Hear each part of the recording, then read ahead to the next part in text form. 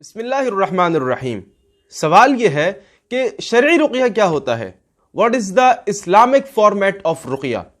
لیکن اس سے پہلے ہمیں یہ دیکھنا اور سمجھنا ہوگا کہ جو لفظ رقیہ ہے یہ اصطلاح اور یہ ٹرم احادیث کے اندر موجود ہے یا نہیں۔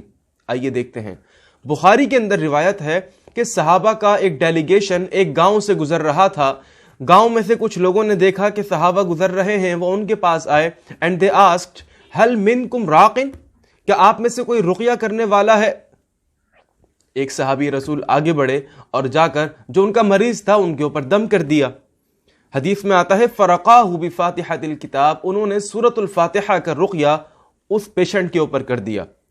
جب یہ ڈیلیگیشن واپس نبی علیہ الصلوۃ والسلام کے پاس آیا تو نبی علیہ السلام نے سوال کیا وما یدریک انہا رقیہ، ہاؤ ڈڈ یو نو، تمہیں کیسے پتا چلا کہ سورۃ الفاتحہ جو ہے وہ رقیہ ہے؟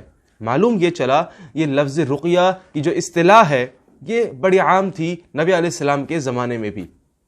اسی طرح ایک بخاری کی روایت ہے، نبی علیہ الصلوۃ والسلام کی زوجہ مطہرہ حضرت عائشہ رضی اللہ تعالی عنہا کہتی ہیں کہ نبی علیہ الصلوۃ والسلام ہمیں حکم کیا کرتے تھے کہ جب بھی کسی کو نظر لگ جائے، کوئی بری نظر لگ جائے، ان یسترقى من العین، اس کے اوپر رقیہ کیا کرو۔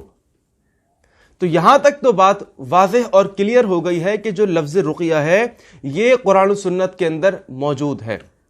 دوسری چیز کہ رقیہ جو ہے وہ کس چیز کا نام ہے؟ کیا پڑھا جائے رقیہ کے اندر؟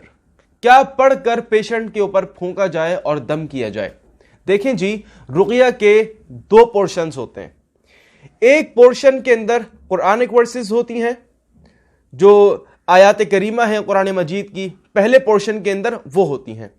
دوسرے پورشن کے اندر وہ احادیث اور وہ دعائیں جو نبی علیہ الصلوۃ والسلام سے ثابت ہیں اور مسنون ہیں، وہ دوسرا پورشن ان دعاؤں کا ہوتا ہے۔ اگر کوئی راقی، کوئی دم کرنے والا اپنے رقیہ کے اندر ان دو چیزوں کو اختیار کرتا ہے تو وہ اتھینٹک راقی ہے، لیکن اگر کوئی راقی، کوئی دم کرنے والا، کوئی جھاڑ پھونک کرنے والا ان دو کے علاوہ کوئی اور چیز پڑھ کر آپ کے اوپر دم کرتا ہے تو یقیناً وہ ایک ٹریپ ہے اور شیطانی عمل ہے۔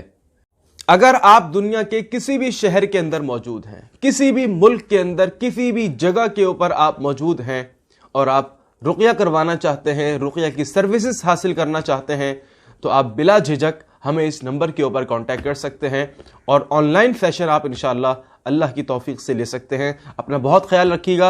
السلام علیکم ورحمۃ اللہ۔